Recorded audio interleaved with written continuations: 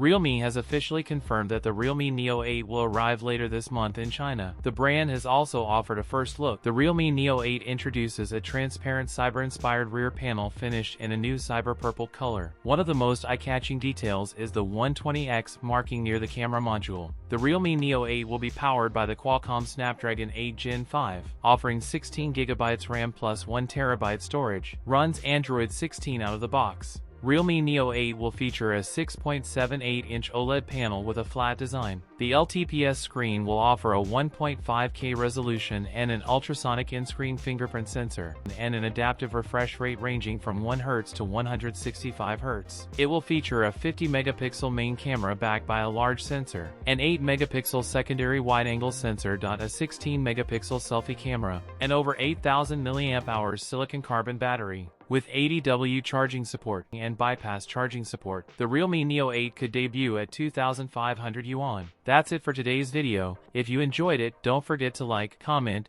and subscribe for more content. Thanks for watching, and I'll see you in the next one.